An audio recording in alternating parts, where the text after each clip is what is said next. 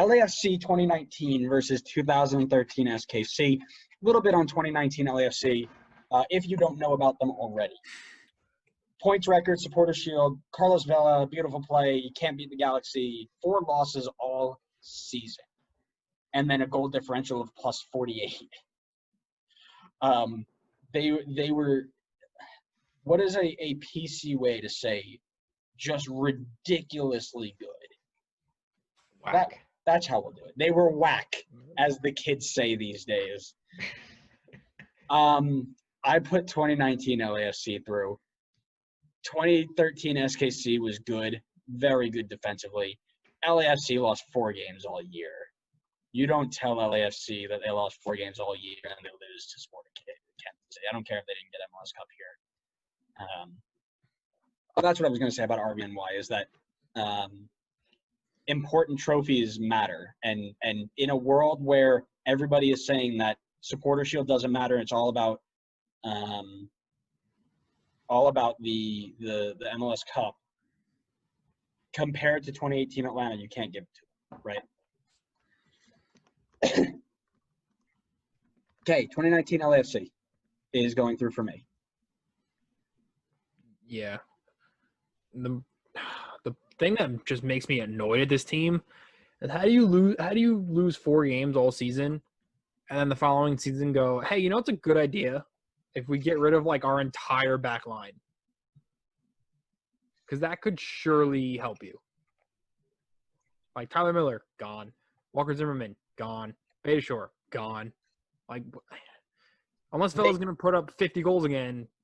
And they're going to lose 12 games. That's what I mean.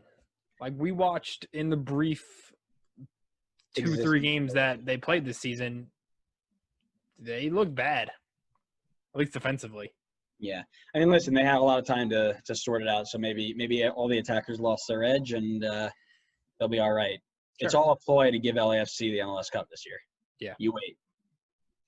Connor, anything to add? Not really. LAFC goes through. Their supporter shield was just way too impressive compared to Sporting's MLS Cup. Right. Had it been like a point or two, then it's something we can talk about. But they won that thing by a ridiculous margin. Yeah. If this team goes on to win MLS Cup, is there any point of having a bracket? No, not at all. Just checking. All right. So 2002 LA Galaxy versus 1998 DC United. Connor, go ahead. You go first. Sorry. I was researching an old argument, so I got a little distracted. You said it was 98 DC against LA Galaxy, right? Galaxy. I'm going to have to go with 98 DC. As you said, they won the 2 international trophies. In 34 games, they had 77 points, which is just wild. And somehow they still didn't win the supporter shield. So, they had some good competition. They only lost the supporter shield on goal difference, which kind of sucks because that team seemed really good. And where was 2002 LA? Where did I have the notes? 2002 LA had the supporter shield and the MLS Cup, which is tough to beat, but I think the 2 international trophies for DC can compare enough that the rest of DC's like points and goal difference can carry them over for me. All right. I am going to step in and say I put in 2002 LA Galaxy because of the domestic double. So they did MLS Cup and Supporter Shield, runners-up in U.S. Open Cup. They were a game away from the treble. Being a game away from the treble for me, got to give it to them. Even though DC go ahead, take your time out. I need to run to the bathroom. Oh my God! Seriously? Okay. Yeah. So I had DC going through. Sorry, Andrew. That's all right. I'll take my first loss here. I'm totally okay with that. It came down to the fact that no other MLS team has done anything internationally since then. Like other teams have had domestic doubles, as impressive as it is. no one's had international doubles. I mean, granted, these tournaments don't really exist anymore, but MLS teams are historically bad abroad. So, Plus, like you said, they were beating like super talented teams that were most likely better than them. so I don't know if they actually played like the Boca Juniors and the River Plates of the time, but players like Riquelme were playing in Boca Juniors, so that'll show you the level of some of those teams. Absolutely. No, like I said, I completely agree. I focus more on domestic success versus just overall success unless it came to Champions League. Because, like I said, you don't really know who is in the Inter Americanas or the Super Leagues or things like that. So those were really just kind of deciding factors for me. And with DC United being runners-up versus LA Galaxy winning MLS Cup and Supporters Shield double, that was my pick, but I'm completely okay with it. 1997 DCU versus 2011 LA Galaxy, another DCU LA matchup, which shows you that makes sense though, right? Because they were the two most successful clubs in MLS history. So we've got a Supporters Shield champ, a U.S. Open Runner-Cup, an MLS Cup champ, and a third-place CONCACAF Champions League in DCU versus 2011 LA, who, as we've mentioned, just one of the best teams ever. Conceded twice in the playoffs, 5 league losses all season, MLS Cup and Supporters Shield doubles, CCL quarterfinals, had the U.S. Open quarters, the best team money could buy, just ridiculous all around. Adam, go ahead. Why don't you start us off? Galaxy. Nice and easy. I mean, it's kind of hard to, like, if you close your eyes and think of the first MLS super team that comes to mind, it's this Galaxy team. Connor?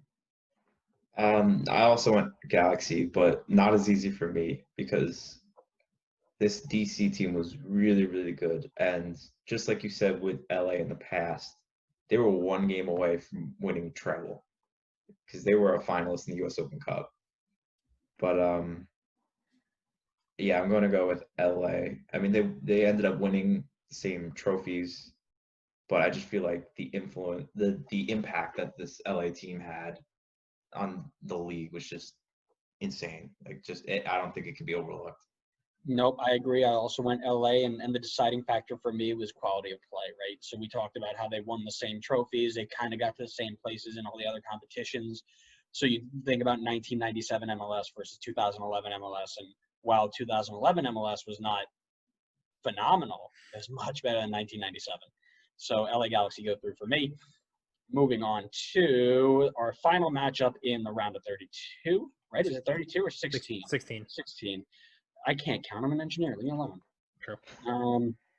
2000 Chicago versus 2018 Atlanta. So once again, MLS Cup runners-up, Supporters Shield runners-up, beating teams for fun, and the U.S. Open Cup champs versus one of the best teams out of the last 3 years with an MLS Cup, a points record that they could have had it not been for RBNY, and a Supporters Shield by 2 points they were off, blowing teams out of the water. I went 2018 Atlanta. I mean, it wasn't, again, it might be because we were watching them as they played, and it was far and away, they were one of the best teams ever. But I just don't think 2000 Chicago being runners-up on two tournaments and a champion and a third is better than the MLS Cup that Atlanta won and the way they won it, because they were also a point off of Supporters Shield, or 2 points off. So Atlanta moves on for me. Yeah, I mean, I'm sure you'll post this in the Chicago Reddit. So Chicago fans, please let us know, because obviously none of us watch this team. But the fact that all 3 of us have watched this Atlanta team and just seen them destroy everybody, bar Red Bull, that year, made it kind of easy. I agree. Connor May not have to say hi to the Chicago Reddit if he's kicked out of it by now. We'll find out. Chicago doesn't mind us. Chicago doesn't mind us. It's They might after this. New England doesn't like us. Montreal doesn't. I also went with 2018 Atlanta. MLS Cup, as I said, weighs more for me than US Open Cup. Not to mention the fact that Atlanta had more points and better goal difference and were just dominant in every way.